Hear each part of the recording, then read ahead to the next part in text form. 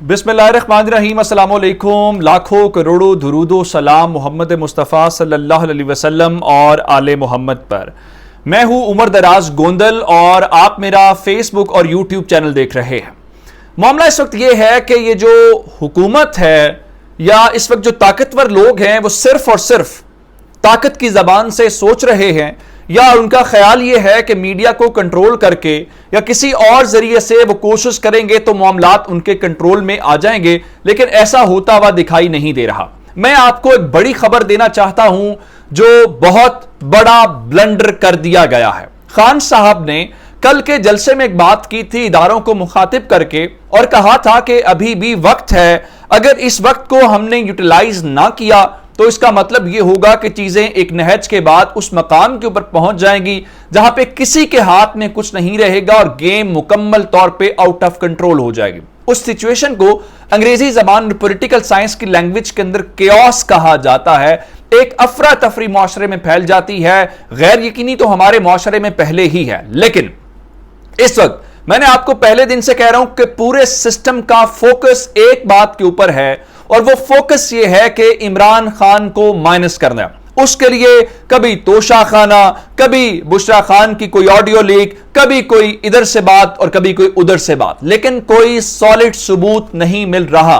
अब जो खबर है वो एक बड़ा लॉन्ग टर्म प्लान है खान साहब को लीगल ग्राउंड्स के ऊपर माइनस करने का। और ये जो माइनस किया जा रहा है ये सुप्रीम कोर्ट के रास्ते नहीं माइनस किया जा रहा, ये अदालत के रास्ते माइनस नहीं किया जा रहा, बल्कि ये अपने खिलाड़ियों के जरिए जिनके हवाले से खान साहब पहले भी कहते हैं कि वो सारे के सारे बाइस्ड हैं। और मैं आपको बताऊं कि इमरान खान के खिलाफ बाकायदा तौर पे प्रोसीडिंग्स का आगाज कर दिया गया। उन प्रोसीडिंग्स का नतीजा क्या निकलेगा ये बड़ा अहम है। अब आप कहेंगे कि क्या खान साहब के खिलाफ कोई FIR दर्ज हो गई है, क्या कोई क्रिमिनल केस रजिस्टर हो गया है, तो उसका जवाब नहीं में है। अब आप कहेंगे फिर उसका क्या जवाब है। मैं आपको बता देता हूं कि जो हुकूमत के अंदरूनी हलकों ने तस्दीक कर दी है। और खबर क्या है, खबर यह है कि नून लीग की हुकूमत ने वजारत कानून के साथ मिलके सर जोड़ के पिछले 3 महीने में अवाम का जो हाल किया उसको छोड़ के जो नतीजा निकाला है वो इमरान खान के खिलाफ पहला केस रजिस्टर हो गया है। ये कोई करप्शन का केस नहीं है, ये कोई बदउनवानी का केस नहीं है, कोई कमीशन या किकबैक्स का केस नहीं है, बल्कि एक ऐसा केस है जो सियासी बुनियाद पे इमरान खान को लाइफ टाइम डिस्क्वालिफिकेशन या कम से कम 10, 15, 20 साल या 5 साल के लिए, ताकि इमरान खान को बार्गेनिंग पोजीशन के अंदर लाया जा सके, क्योंकि फिलहाल इमरान खान किसी की बात नहीं सुन रहे। आप तोशा खाना को लेके बहुत तमाशा सुन चुके हैं। अब उस तोशा खाना को लेके इमरान खान के खिलाफ रेफरेंस तैयार नहीं बल्कि रेफरेंस जमा हो गया है। ये आज की सबसे बड़ी खबर है जो आपको मेन स्ट्रीम मीडिया अभी तक नहीं दे रहा।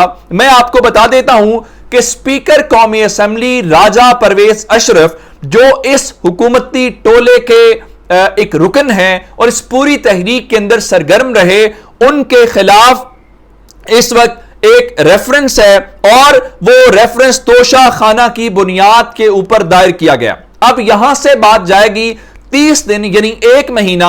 अभी तक नून लीग ये खबर ब्रेक नहीं होने दे रही, बाहर नहीं आने दे रही, ताकि कौमी असेंबली के सामने पेश होने का मौका न दिया जाए। अब सवाल यह है जब स्पीकर के खिलाफ पास रेफरेंस आता है तो स्पीकर क्या रुकन को बुलाएगा या नहीं बुलाएगा, या उसको सफाई का मौका दिया जाएगा नहीं दिया जाएगा। लेकिन प्लान क्या है, प्लान यह है कि इसको 30 रोज के अंदर अंदर स्पीकर इलेक्शन कमीशन को भिजवा देगा। अब इलेक्शन कमीशन के अंदर जो सिकंदर सुल्तान राजा बैठे हुए हैं, जो खान साहब कहते हैं कि एस्टैब्लिशमेंट के कहने के ऊपर हमने लगाया था, और उसके अलावा खान साहब ये कहते हैं कि जनाब ये जो सिकंदर सुल्तान राजा हैं ये वो शख्सियत हैं जो मरियम बीबी और हमजा शहबाज शरीफ से हर वीकेंड के ऊपर जाके मिलते हैं और उनसे इंस्ट्रक्शंस लेके आते हैं। इसलिए मैं आपको ये बता दूं, अब इस रेफरेंस की बुनियाद के ऊपर खान साहब को डिस्क्वालीफाई किया जाएगा या खान साहब को प्रेशराइज किया जाएगा। अब इलेक्शन कमीशन के पास जाने की वजह से मामलात क्या होंगे, चूंकि एक तोशा खाना के रेफरेंस जो खान साहब की डिस्क्वालिफिकेशन से रेलिवेंट,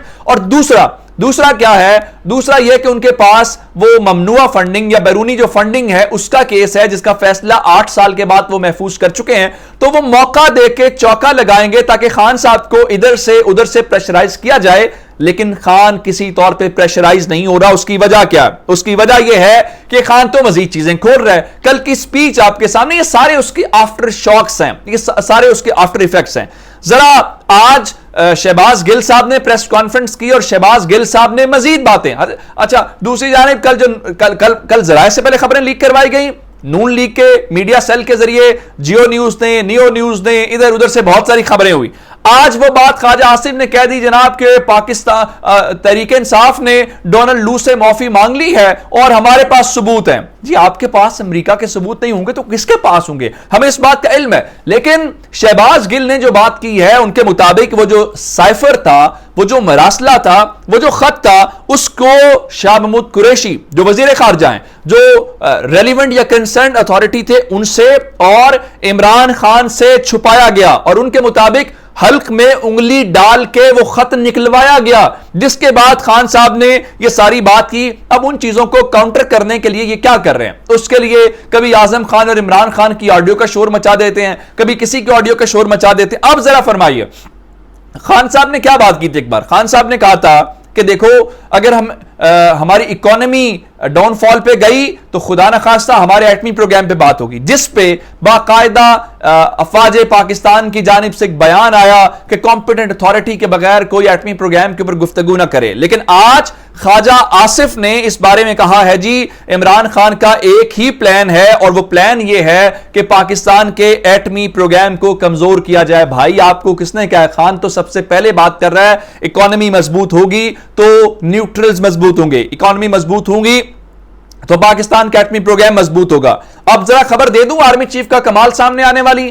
آرمی چیف گئے تھے قطر، میں نے آپ کو اس دن کہا تھا کہ ان کو قطر ایل این جی نہیں دے رہا، اور میری وہ ویڈیو جا کے دیکھ لیں آپ، اور میں نے کہا تھا کہ آرمی چیف بنیادی طور پہ ایل این جی کے لیے دیگر معاملات کے اوپر کچھ معاملات طے کرنے کے لیے گئے ہیں، اور کہا یہی جائے گا نہیں جی دیکھیں وہ باہمی جو تعاون کے معاملات ہیں اس کے اوپر بات کی گئی ہے۔ آج احسن اقبال نے آرمی چیف کے کمال کو، ان کے نتیجے کو مان لیا اور کہا یہ ہے کہ ہمارے آرمی چیف قطر گئے اور قطر جانے کے بعد وہاں پہ قطر والوں نے آرمی چیف کو سستی گیس فراہم کرنے کی پیشکش کی ہے، اور چونکہ جولائی کے مہینے میں ایل این جی پاکستان کو نہیں ملی، آپ کو لوڈ شیڈنگ عید کے اوپر بھی ملے گی۔ آج خرم دستگیر نے کہا ہے کہ عید کے اوپر لوڈ شیڈنگ ہوگی کہ نہیں ہوگی میں کچھ نہیں کہہ سکتا، جس کا مطلب یہ ہے کہ لوڈ شیڈنگ ہوگی، جس کی وجہ سے اب آرمی چیف ریسکیو کرنے کے لیے وہاں پہ گئے اور انہوں نے قطریوں کو کہا ہوگا کہ مہربانی کریں ہمیں اس مصیبت میں سے نکالیں،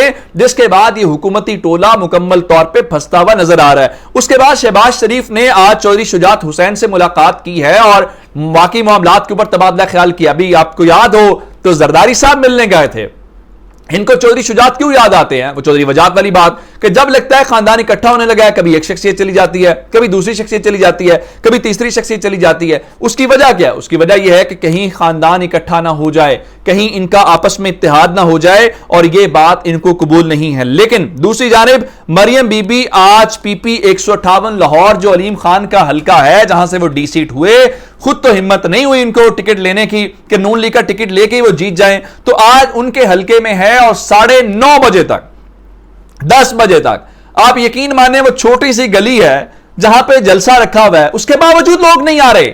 اب مجھے یہ بتائیں وہ سٹیج کے اوپر سے کیمرہ دکھا کے اگر آپ دکھانا چاہتے ہیں لوگوں کی بڑی تعداد ہے دکھا لیں، پولیس کے ڈرانے سے لالچ دینے سے لوگ نہیں آتے۔ جتنے آج مریم بی بی کے جلسے میں تھے، کل لاہور کے میں نے صرف گلبرگ مین مارکیٹ کے اندر خود کوریج کر رہا تھا، وہاں پہ اس سے زیادہ تھے۔ تو مریم نواز کا شو فلاپ ہوتا نظر آ رہا ہے۔ آپ نے نکالا تھا کہ مریم بی بی کی وجہ سے کراؤڈ نکلے گا، کراؤڈ نہیں نکل رہا۔ سرموں کی رپورٹ آپ کے سامنے، اپنا بہت سارا خیال رکھیے گا، خدا حافظ۔